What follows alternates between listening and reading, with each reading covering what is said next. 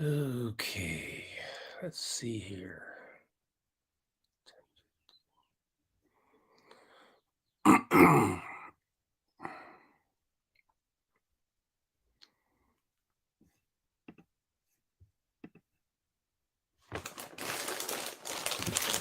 on some lights here. All right.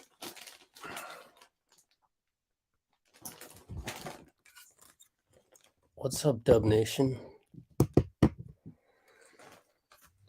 Gonna try and cover Media Day here.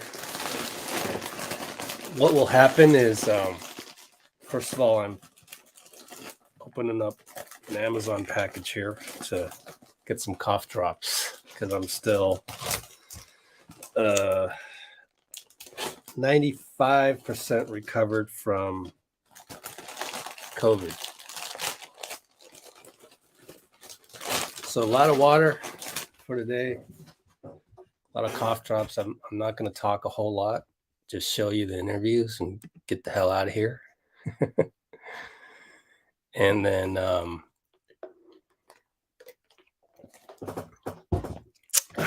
because that's what we do here, try and cover many aspects of the team from a media perspective. Excuse me. Golly. Only Warriors media member with COVID still covering the team. Still crazy enough to do that. All right, let's launch the Zoom, even though we're 10 minutes out. Recording in progress. And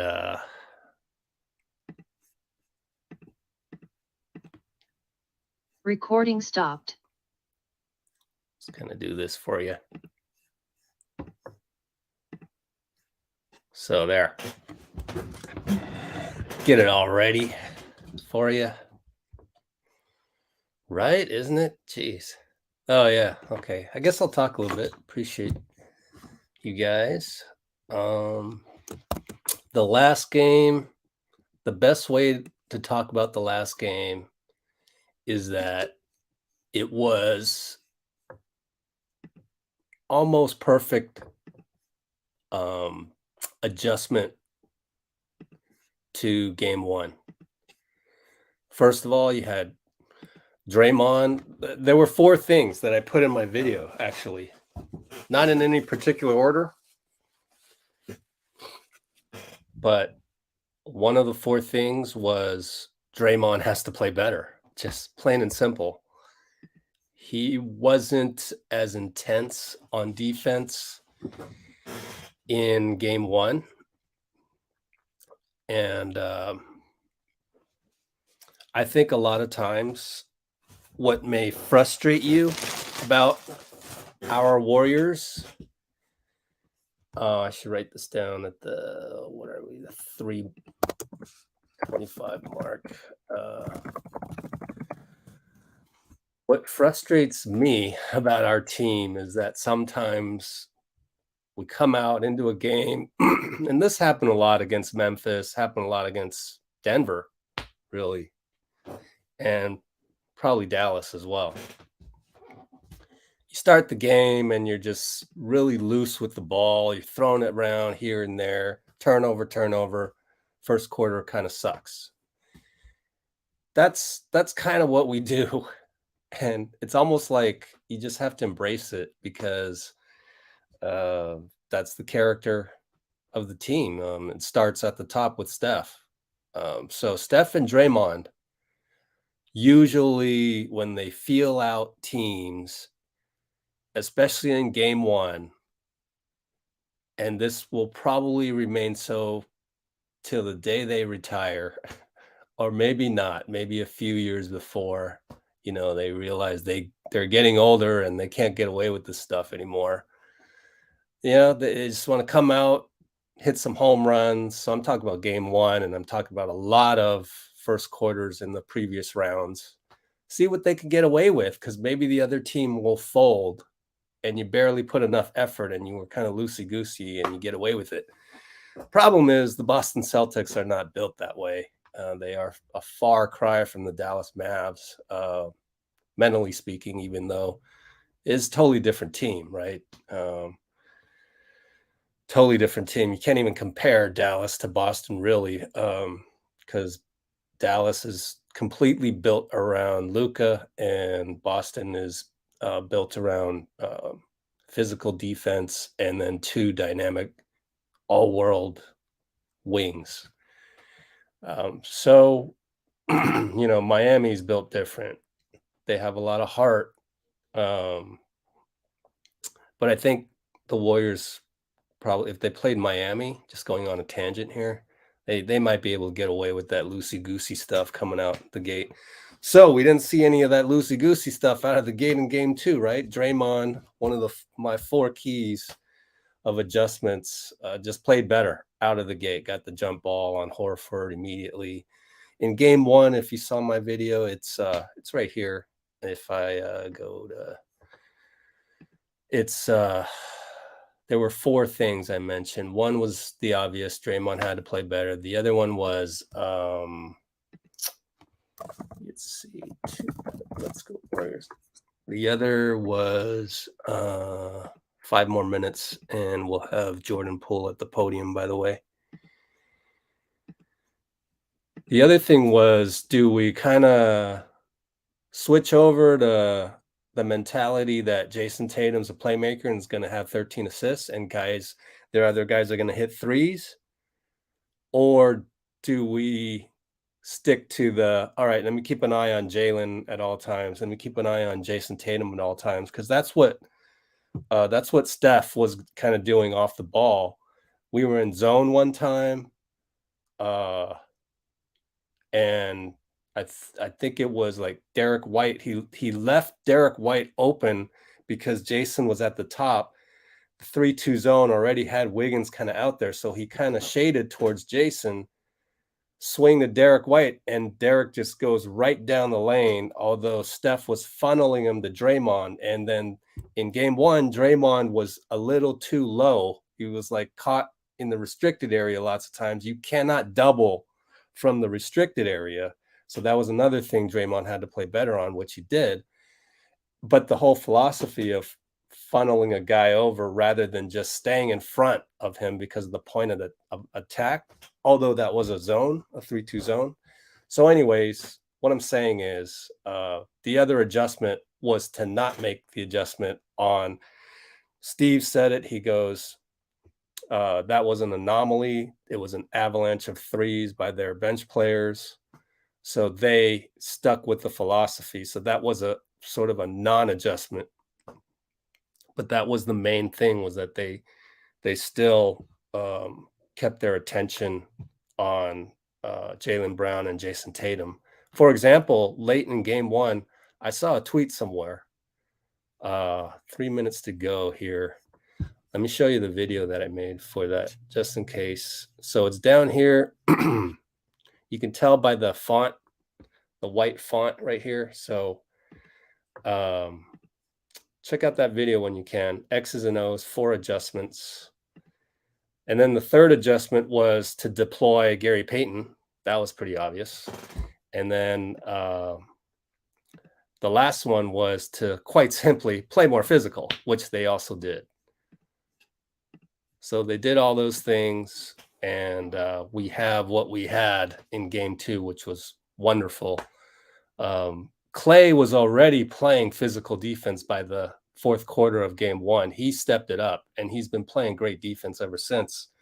There was a tweet out there that was saying, and this goes back to, do we stay focused on helping out on Jaylen Brown and Jason Tatum, or do we kind of switch over to like the Jokic rules on Jason Tatum, where, okay, 13 assists, everybody else can, offensively, like Denver's other guys offensively on paper are a whole lot better than Boston's guys, but Boston's guys stepped up. Derek White, Al Horford, and Peyton Pritchard had a couple. Marcus Smart had the daggers at the end in game 1. So anyway, we decided to not consider Jason Tatum as a pure Jokic-like playmaker, which was actually the right thing to do. he just had a great game that game, and all the Boston Celtics in game one stepped up. So we took our chances, and it was the right gamble. But speaking back to Clay, there was the one play where they swung it to Horford, and there were tweets all saying that Al Horford, every one of his threes was wide open. That is not true at all. Clay was there, but he was shaded towards Jaylen Brown, who was wide open at the top. So he needed to kind of half close out on Horford and then half be able to get back on Jaylen up top. He was right there in Horford's face. Horford, but I mean, he could have closed out even better had it been all out and forget about Jaylen Brown. But Horford nailed it anyway. And but I'm just saying, like, I don't know where some of these guys come up with, wide open shots in their stats and stuff. It's all subjective at some point. So don't believe every tweet you read. Anyways, how do you think game 3 will play out? That's the thing with me is I'm a little bit different. I'm a little bit weird in that I've seen enough of the 2021 and 2022 NBA playoffs that it's almost impossible to predict. This day and age of NBA, it's very difficult to predict. Now, let me look at some tweets right now just to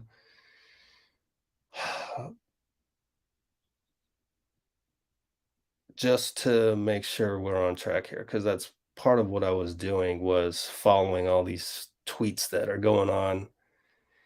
And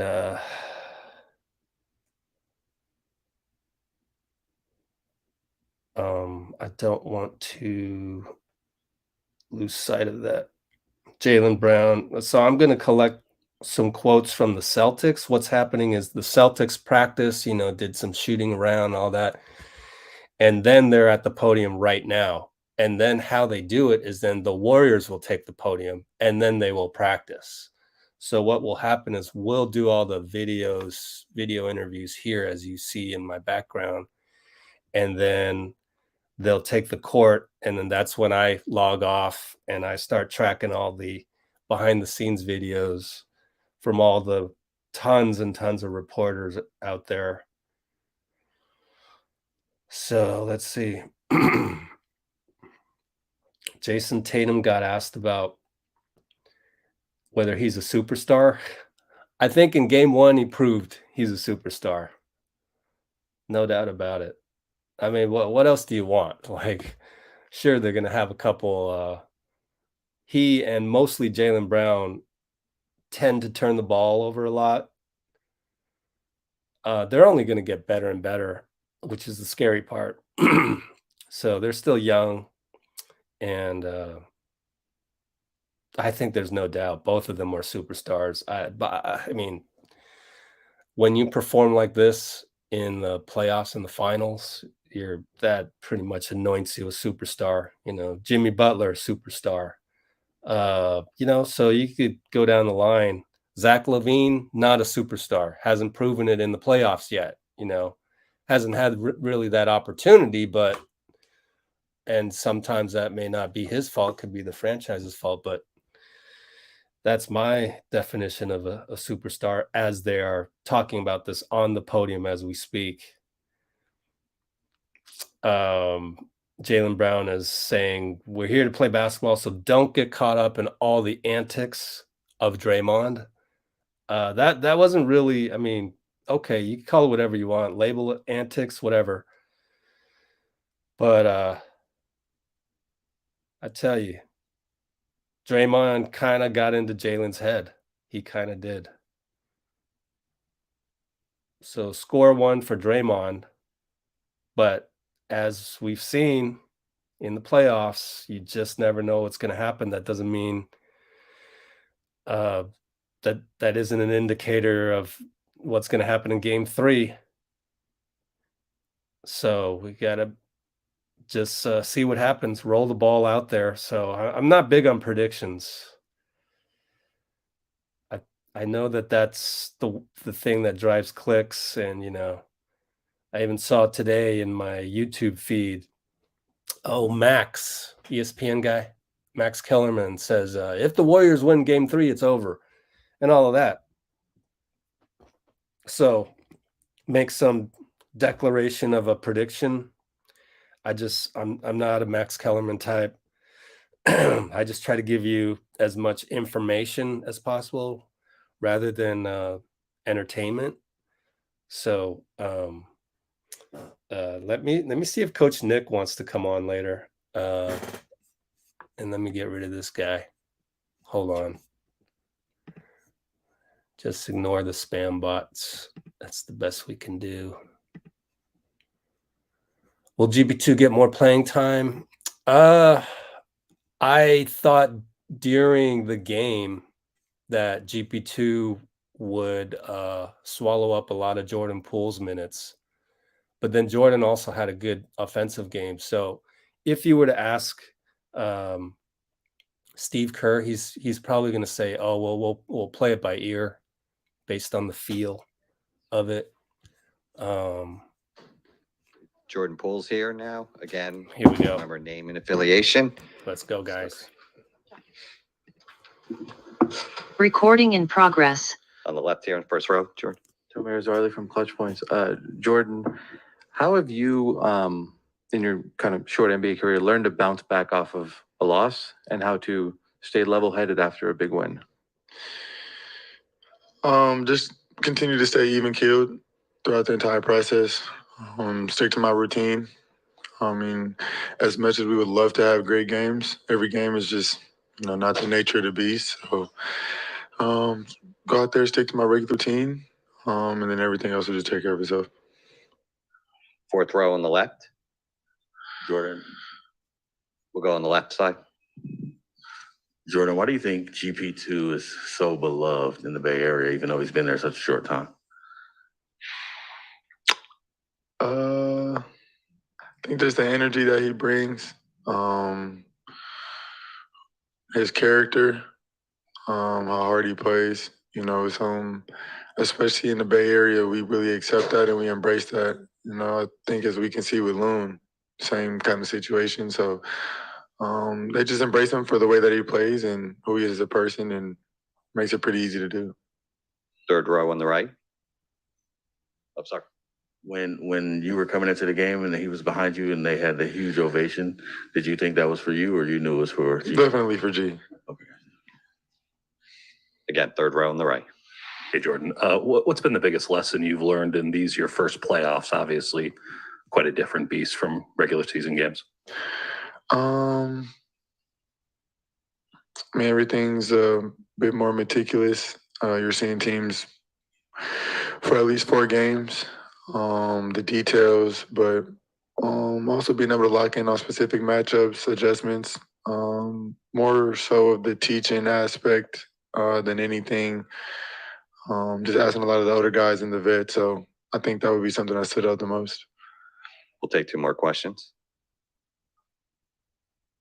In the first row on the left. I think it was the Warriors page who posted it the other day. It was like you on draft night. I think you were called the Splash Nephew or something like that. Looking back at that now, like, does that hit you different? Like, does reality, I guess when you look back on it, when you reflect on that and where you are now, like, does that hit you different? Like, do you ever have a moment where you're like, holy crap, I'm playing with Steph and Clay? I mean, every time I'm on the court, I do feel that. In terms of like the whole splash nephew, splash kid, splash brother, third splash brother thing. I mean, I just feel like I knew I was capable of, and I had 2 really great players in front of me who I was going to be able to learn from, and I just had a really good intuition that it would go in the right direction, and being able just to learn from them and kind of follow in their footsteps is pretty dope. And I always feel like I'd be able to make an impact, especially with those 2 guys in front of me and around me. So I kind of feel like it would happen. It would just be a matter of time. But it's really cool, really special to be a part of for sure. I've heard some really good ones. The Kid Splash is pretty cool. I don't know. I guess we'd have to go to the net to see what they have.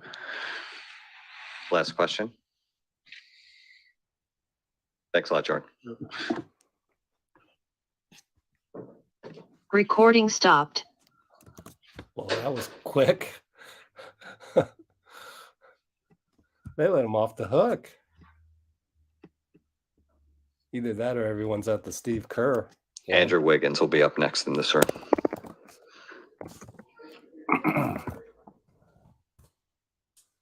And that was quick. All right.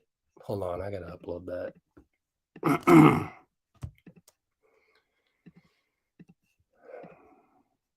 Andrew Wiggins up next, and I can't expect that interview to last that long either. So let me see if I can figure out who's going to be on the main podium.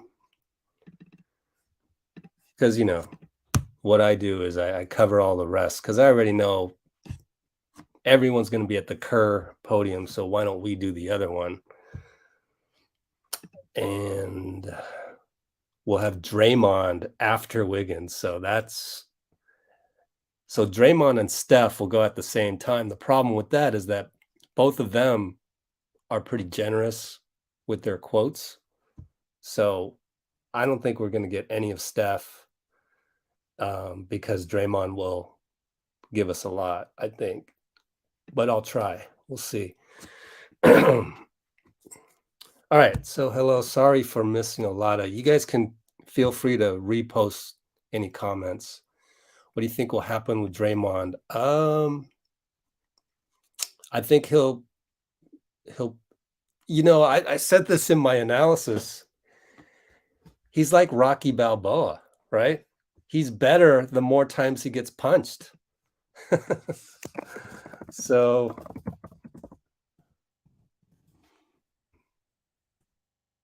being that we're kind of in the driver's seat, so to speak, maybe his intensity will just come down a notch just out of human nature. But then something will happen, and then, you know, that's what I love about Draymond. Is he's a different animal on that. And I could nitpick on Draymond. Andrew Wiggins here. Oh, let's go with Andrew.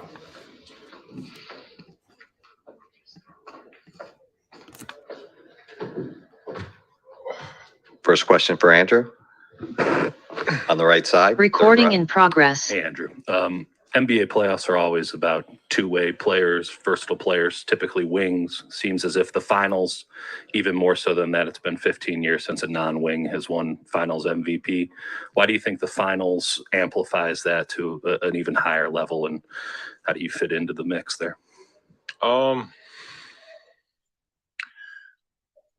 Maybe because I feel like offensively right now it just starts, with, the point guard, shooting guard, the small forward, that's how the offense usually starts.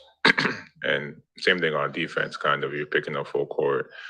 I feel like the offense, begins with the PG. So. In the back, in the middle.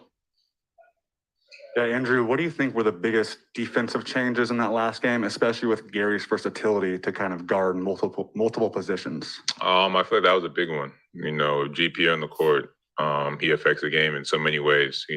Is because he's capable of guarding, 1 through 3, and he can make it miserable for a lot of people. So him on the court is a big difference for us.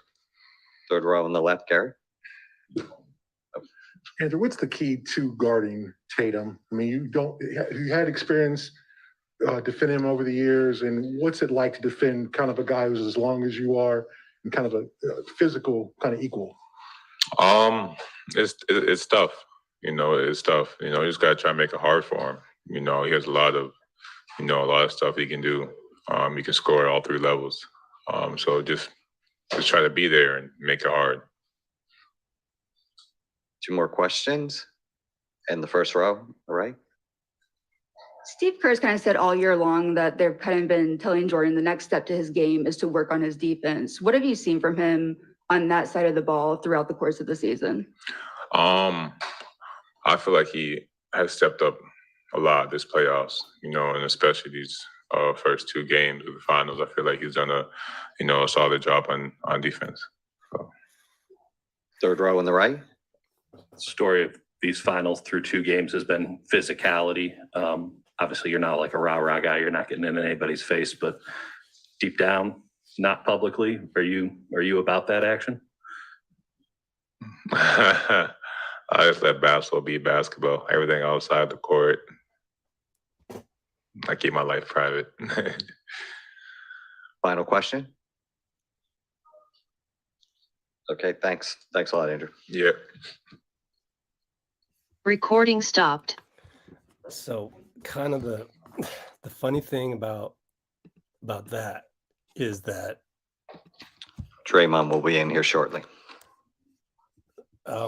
the funny thing about that is all of the, honestly, the top line reporters are in the other room with Steve Kerr and coming up soon, Klay Thompson over there. So you're going to get the questions of like, even though we're in a public setting, can you tell us what you would do in a non-public setting? I'm not here to throw reporters under the bus, though.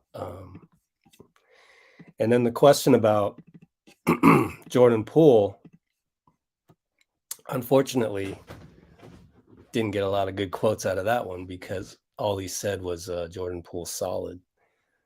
And that is a valid question about Jordan Poole's defense.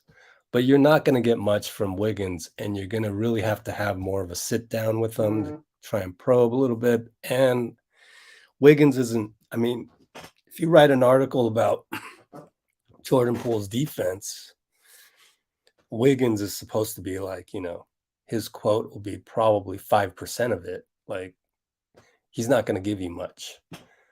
So you're in a tough spot. What do you ask Wiggins? What editor out there could possibly want an article about Wiggins right now? It's just, you'd have to do a sit down. So that interview not lasting that long doesn't surprise me. And I think a part of that is also that we're well into the series now. So it's not as exciting as it was before game one. So not a whole lot of players want to speak. Not a whole lot of media want to write articles left and right, even though they're being told what to do from their editors. But it's just not as much excitement this far deep into the series right now. So you're getting fewer minutes per player on the podium, but at least we'll get Draymond next. Okay.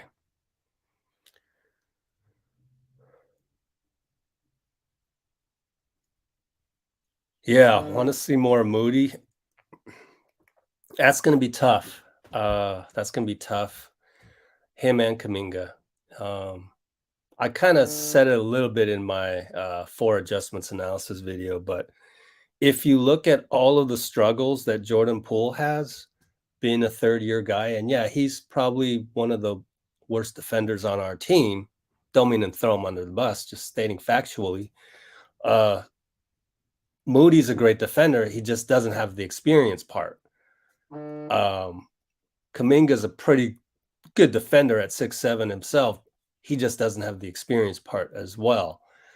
And it's hard to throw you into the finals. And it's even harder to throw you in the finals against a squad like these Boston Celtics. You look at these Celtics, 1 through 8, they are freaking solid. Grant Williams off the bench. Peyton Pritchard's hardly going to make a mistake. And he's a threat on offense. Who's the other guy that comes off the bench? Well, we could just go to a box score. I'm looking at the box score right now. I'm not going to switch the screen over, but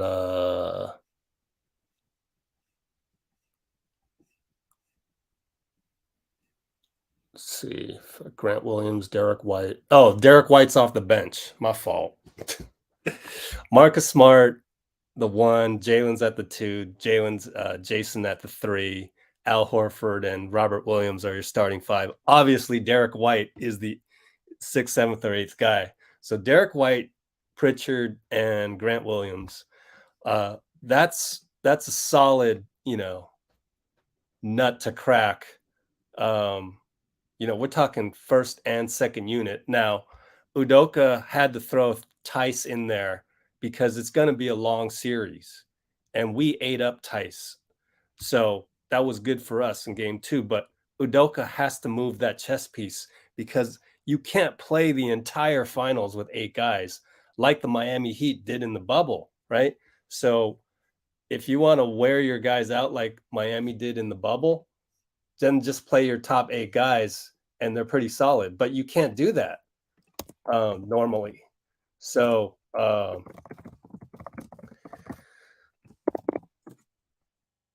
then you had to throw in a little bit of Tice, and who else did they throw in there? He threw in Nesmith just as see, maybe later on he could use him, but I think the only guy that's really going to get any meaningful minutes is Tice, which is good for us because Tice kind of had a little deer in the headlights there in the finals against the Warriors, generational type team. Tough for Tice to be thrown into the deep end like that, and we took advantage. So going back to the original question, is Moody going to play? It's tough. It's tough because we're going to go 8, 9, maybe 10 deep. But GP is promoted into that, and I think GP is going to get more of Poole's minutes, honestly. I think we're going to need more defense again, and if we need a little offense, then throw Poole in there, just like the rotation we had in the second half. But GP, in my opinion, is higher on the depth chart than JP right now. And it's because we need that elite defense against a team like the Celtics. Any other team, probably be all right. Honestly, like 28 other teams out there. JP probably ahead of GP in the depth chart. But these are the Celtics. And I just told you their top 8 players are rock solid. You have to be able to play defense on them. Derek White is getting downhill on JP too easily. Again, I reference my video, like straight line to the hoop, no resistance. You can't do that. So is JP suddenly going to be able to prevent a guy from turning the corner? I don't know. To me, as a former coach, that I was a defensive minded coach. When I played high school, I mean, one of the reasons I was out there on the court was because of my defense. So I started with defense, shuttle drill left and right. I said this on the last live stream, kind of like MC Hammer, you can't touch this stance. You got to be able to move your feet laterally like that and prevent a guy from turning the corner on you. JP can't do that right now. He just can't. When he closes out on you like full force. Man, I wish I could pump fake the guy and, not saying that. I mean, the younger me playing amateur basketball, but really dedicating myself to the game, like spending 8 hours at the gym every school day in college and having my grades suffer because of that. But the thing is back then, I was working on my moves, watching video and stuff. I honestly feel like you put me in a 6'4" body, I could blow by Jordan Poole, no problem, back when I was younger. That's how bad his closeouts are. But I'm not here to throw him under the bus. This is his 3rd year, and he's way, way more developed than, a lot of other 30-year players on offense. So it's obvious where he's focused his time. And that's fine because he's a weapon. He's a weapon that should have won the most improved player award this year. So I actually don't have a problem in terms of him just not having this elite level of defense. And again, you can throw him out there against 28 other teams.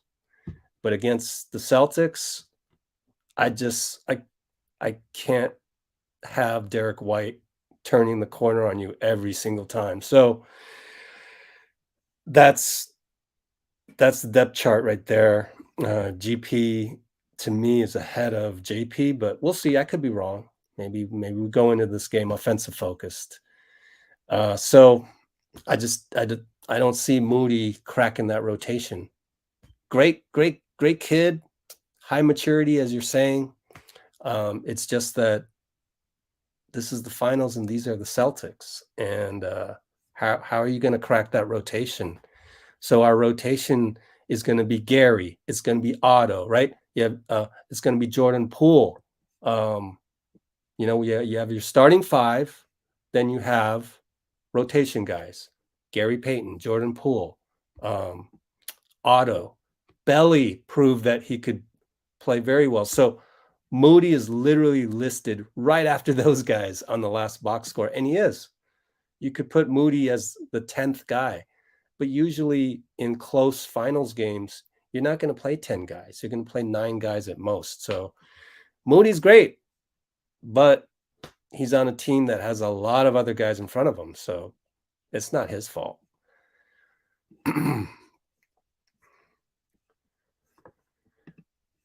Still waiting for Draymond here, I hope. Let me see. Yep, I think so. Come back to you guys. Oh, you can see my cursor move around. That's funny. All right. Sorry, missed a whole lot of your comments. Clay needs to cut his hair. It is pretty long, isn't it? So Belly's playing well. Yeah. I did before Draymond comes in the room to please provide your name and affiliation before asking a question. Thanks again. Yeah, I'm not worried about Clay at all.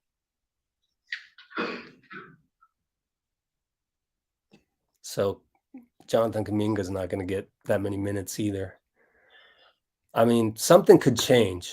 If Boston goes up 3-1, then maybe, yeah, you throw Kuminga in there, right? You throw Moody in there. You got to shake it up somehow. But that's how the 7-game series is played. So you don't make a gigantic adjustment unless you need to. And they don't need to right now. We talked about this at the post game of game 2. Is the next step is to see what Boston does as an adjustment to us. They're probably just going to come out and play more physical. I mean, that's their trademark right now. Jaylen Brown can play better, but actually Jaylen came out and played a pretty solid first quarter. So Jaylen can try to not let Draymond affect him. They might run a couple plays to counter Draymond playing defense, coming out and checking Jaylen off the tip. I don't get paid the millions. That's Ime Udoka's job to figure out what to do about that. But I'm sure glad to see our switch of Draymond on Jaylen. It obviously worked. Draymond got inside of Jaylen's head. It tiptoed the line of the potential double technical that would have, ejected Draymond at that point. Tiptoed on that line, but luckily, everybody was happy that everybody not rooting for the Celtics was glad that they let Draymond play. But Jaylen could step that up and, even score there and play better. They might run some plays to get Draymond off of Jaylen. We'll just have to see what happens. Mostly, we're just waiting for Draymond to hit the podium right here.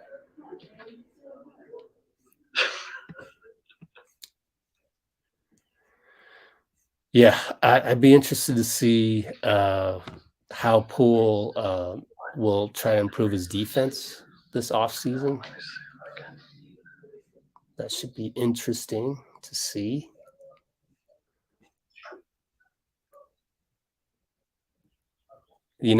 Speaking of Wiggins, I saw this little clip. Maybe I can find it for you guys by tomorrow. by tip-off tomorrow if I could find it. Because after this interview, I kind of want to go to work on the stuff that I need to do on this end.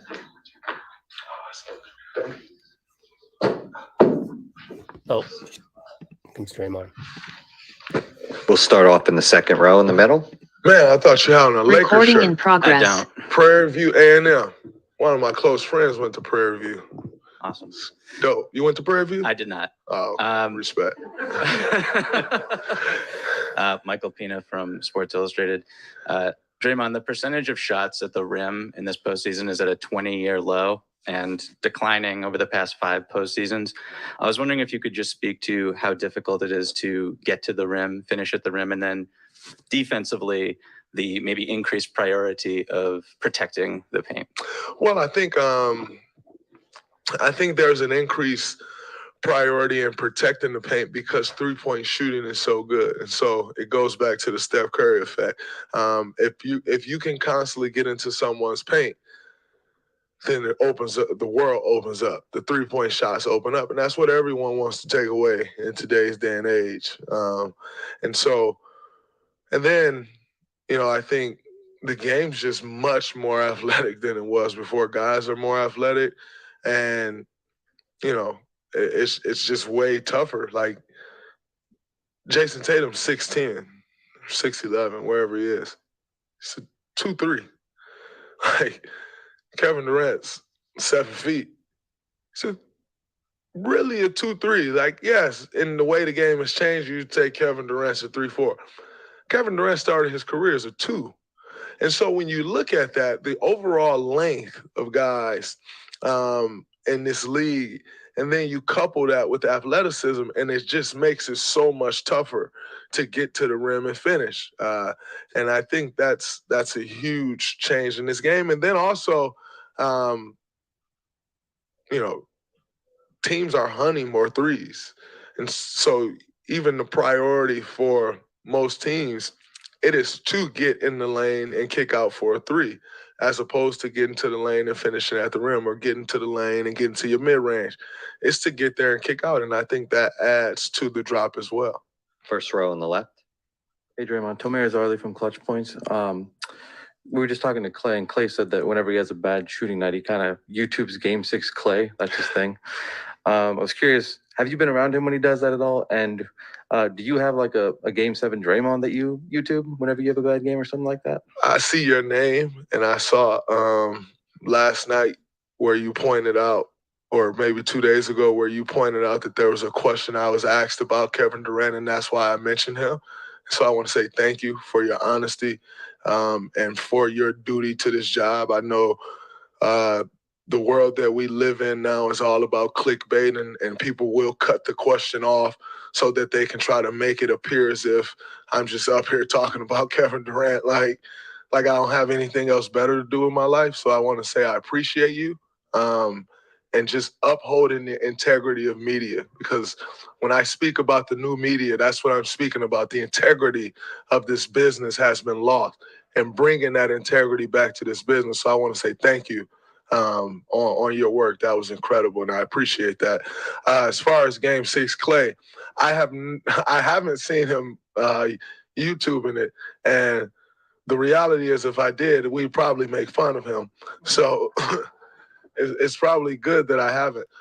But I think for us, what's up, Mark?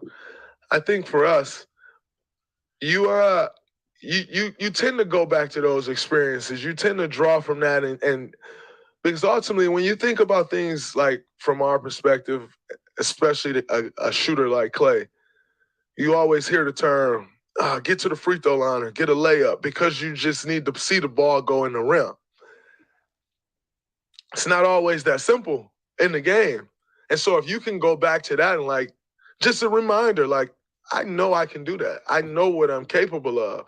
I can go back, I can feel that, and it gets you to feeling good about yourself. I think that's a very big deal. And I think that's an underrated thing. It's the power of the mind. I always talk about how powerful one's mind is. Obviously, we all know that in the world. The power of the mind, if I can see that, I can get that in my memory bank, and I understand it. now I can bring that to fruition. Now I can lean up on that. Man, I know I'm capable of doing that. And so I definitely have times where I go back and I look at old games, making shots or defending, whatever it is that you feel you need to come up at and just try to draw from that experience. Second row on the right. Boy, Manning, Salonist Media. Draymond, how much through the first two games have you felt that this series is kind of a contrast to styles and, some of the physicality you tried to instill in game two? Did you feel like that was a response to something the Celtics were doing in game one or just something you saw coming into this series that you felt you needed to respond to? I just thought it was something that we need to bring. You get to the NBA Finals and physicality and meeting force with force is important. And so I have to bring to this game. I thought, when I looked back at game one, when I watched the film and even just how I felt, I just didn't think they felt us enough. And you can't get to this stage to this level. And the reason you lose is because a team didn't feel you. That's a shame. You have to lose once you get to this level because a team was just better than you. And I wouldn't be able to sleep with myself, or not sleep with myself. I wouldn't be able to live. I wouldn't be able to live with myself if I'm going on about my summer and we lost the NBA Finals because we couldn't meet force with force. And so I think that was just kind of it for me, and understanding that, like I said, that is my department. That's where I'm supposed to lead, and I can't let my guys down. Third row on the left, Gary Washburn. You're watching Boston Globe.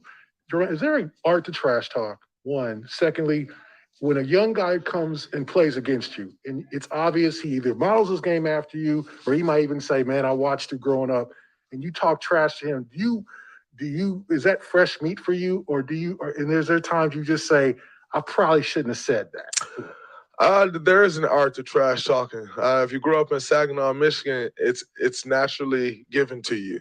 And so for me personally, growing up the way I did, you can't survive if you can't talk on the court. You can go out there quiet if you want to.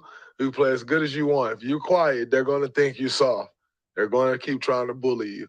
And so that's just kind of the way I learned. For a young guy I think there's a balance, right? Like, I'm assuming you're talking Grant Williams. Of course you are. I think when you see a guy say, man, I grew up watching him, you appreciate it. Because, that's why you work. You work to create a path for the next young guy. Like, my goal when I came in here was to create a path for Grant Williams. And so to hear him say that, it's an honor. And so I don't take that for granted one bit.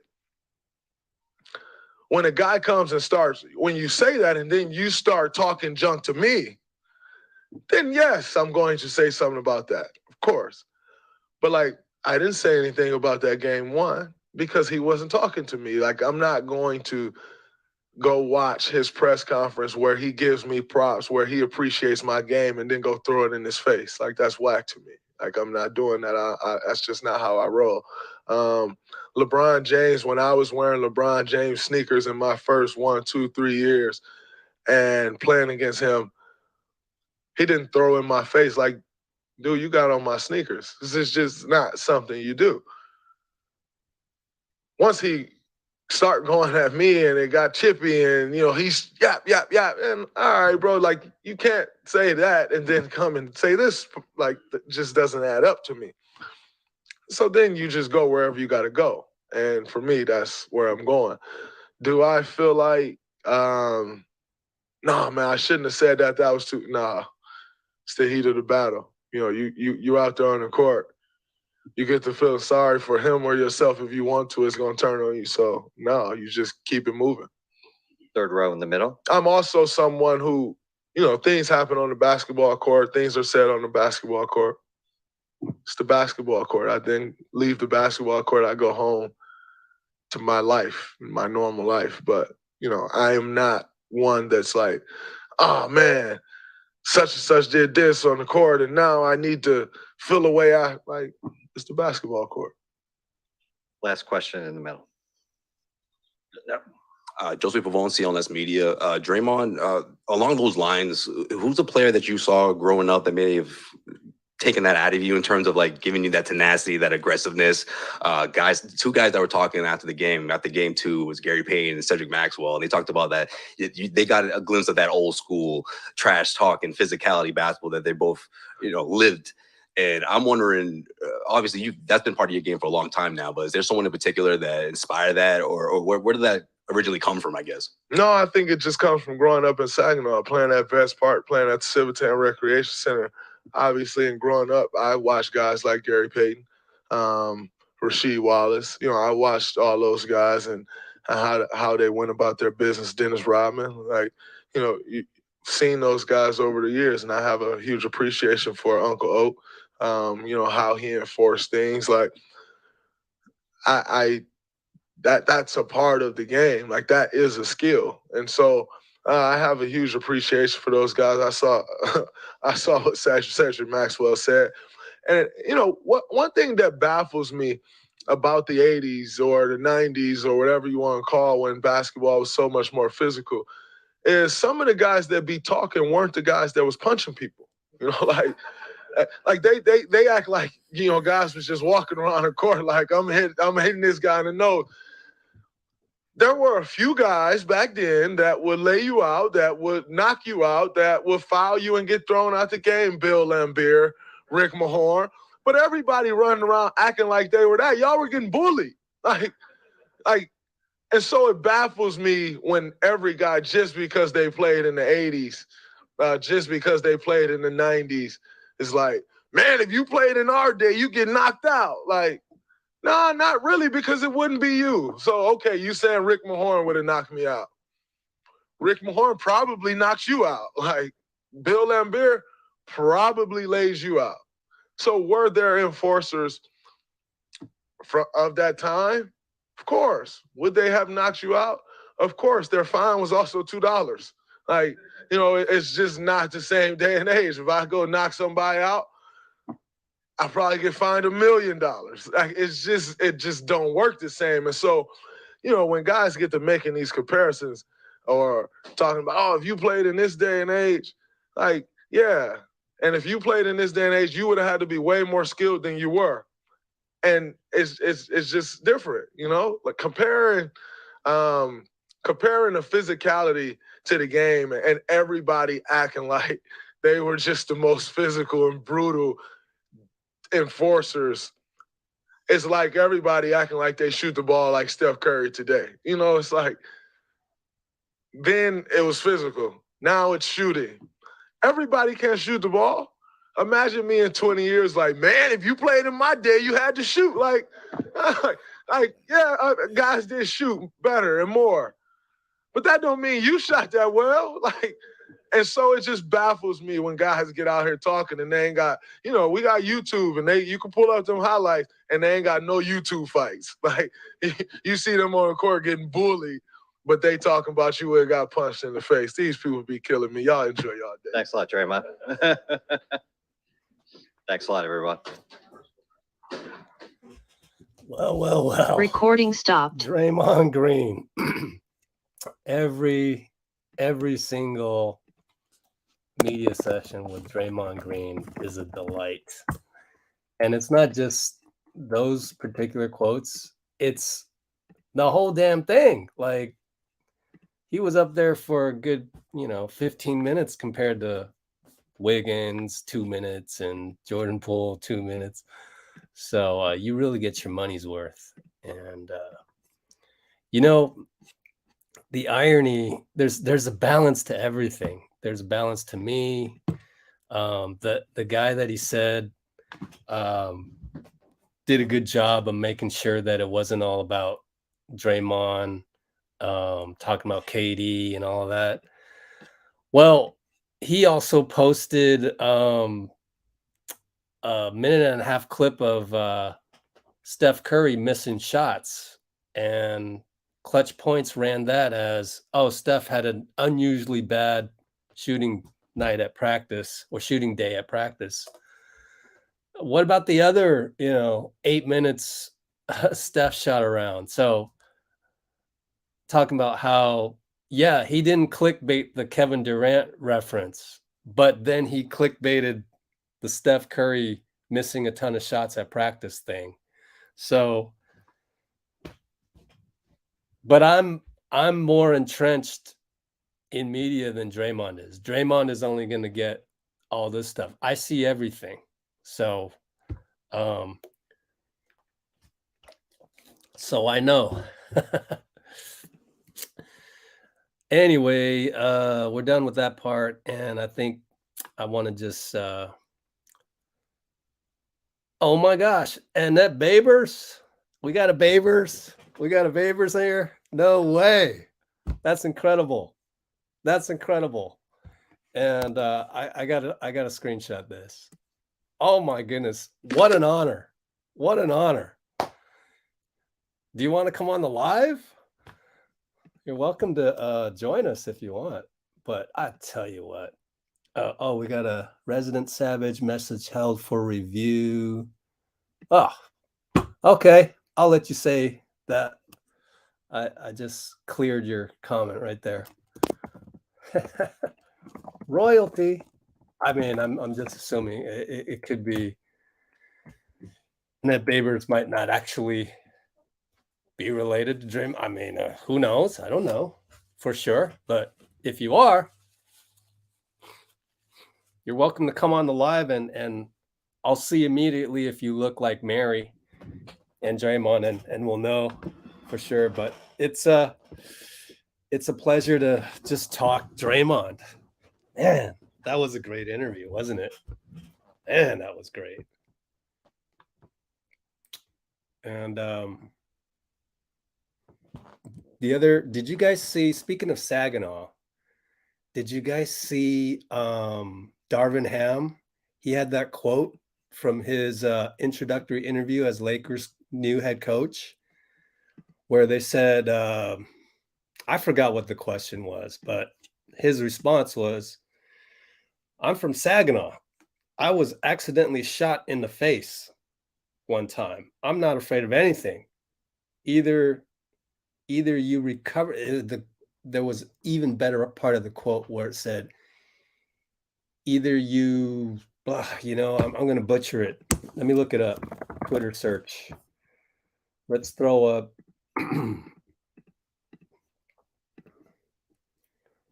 Let's throw up a Twitter search right here. Excuse me. Twitter.com. Darvin Ham, Saginaw. It's got to be here, right? Here it is. There it is. I grew up in Saginaw. I was shot in the face. You go through something like that, it's going to do one of two things. It's going to make you fearful or fearless. It made me fearless. Holy smokes. What a quote. What a quote. Okay. Very excited for tomorrow.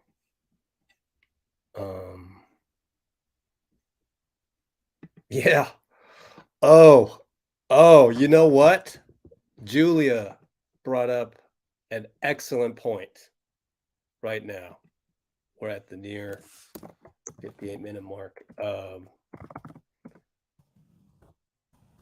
What's the most important thing tomorrow morning to check? The referee assignments.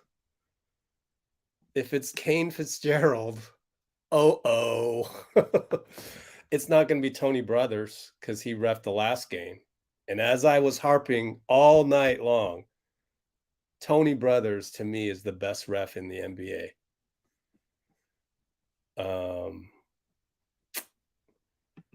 And I also have up there, unfortunately, Bill Kennedy is not reffing in the finals. I couldn't believe it. I also like Edmund Loy. He's not in there. They have a different way of, I don't know what it is. It's different. Scott Foster is not in my top 5. He's my 6th best. There was, let's see, Tony Brothers, Eric Lewis. Maybe Eric Lewis will be there.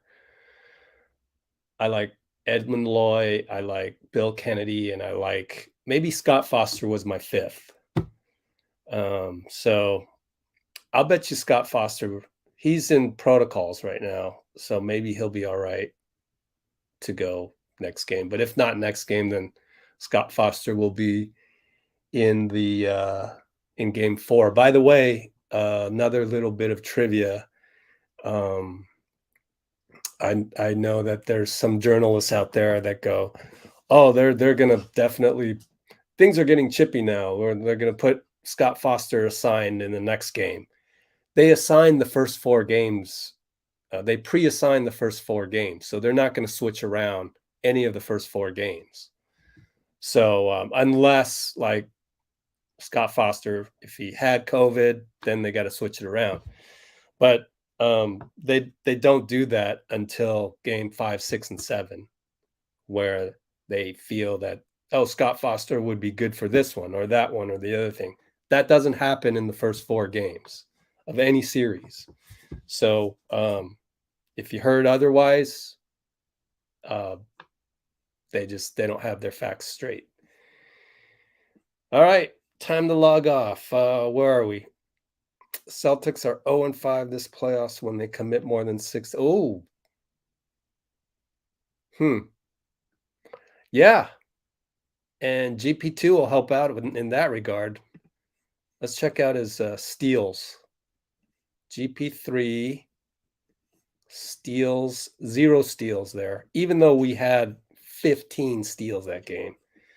But anyway, everyone splash that like button because it's time to go. Oh man, we had 160 concurrents and only 50 likes. So everyone, please splash that like button.